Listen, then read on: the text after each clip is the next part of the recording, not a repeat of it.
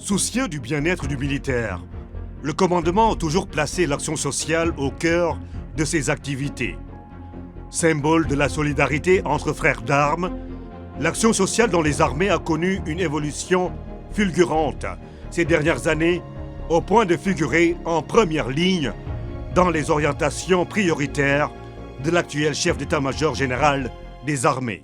Le gala 2025 que nous organisons poursuit un triple objectif. Le premier objectif, bien entendu,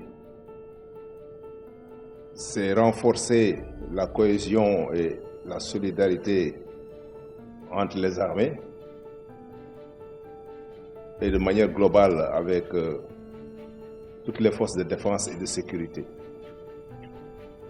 Le deuxième objectif poursuivi, et je pense que c'est le plus important, c'est de mobiliser des ressources financières en faveur du social pour venir en aide aux familles militaires vulnérables ou aux camarades qui sont dans des situations sociales difficiles. Et enfin, un objectif de tradition. Nous avons remarqué que la tenue de gala a disparu carrément du paysage militaire et beaucoup de nos jeunes camarades officiers ne connaissent même pas la couleur de cette tenue. Et nous avons pensé que c'était une excellente occasion de remettre en selle cette tenue, qui est une belle tenue, une tenue de tradition, pour raffermir encore davantage la cohésion dans nos rangs.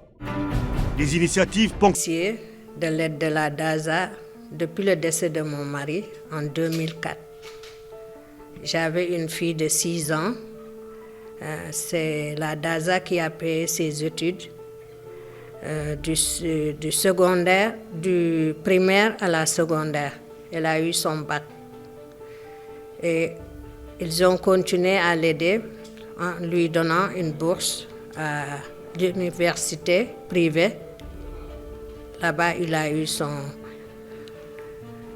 diplôme de banque assurance à la licence. Maintenant, il travaille. À chaque fête, on me donnait un ravitaillement complet. Les Noël, les Pâques. Même à la Tabaski, on me donnait des moutons. Je les remercie très fort. Après le décès de mon père, l'armée a veillé sur nous, moi et mes familles. Et je suis vraiment content de cet acte. Au bilan, diverses actions ont été menées par le pôle social entre 2024 et 2025. L'octroi de 11 maisons situées à la Comico de Bambilor aux familles de militaires tombés en opération, pour un coût total de 139 393 882 francs CFA.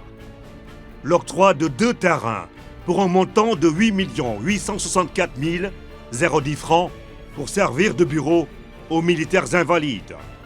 Le lancement d'une campagne de solidarité des Lodjukel au profit des invalides et grands blessés qui a permis de collecter une somme de 598 634 895 francs CFA destinés à leur financer des projets stratégiques pilotés par la RSM.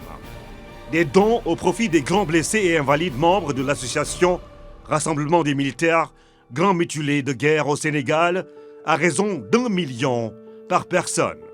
La facilitation du transport des invalides et militaires blessés à travers un partenariat avec la société Dakar Demdik qui a permis l'obtention de 300 abonnements offerts par la société Dakar Demdik aux familles.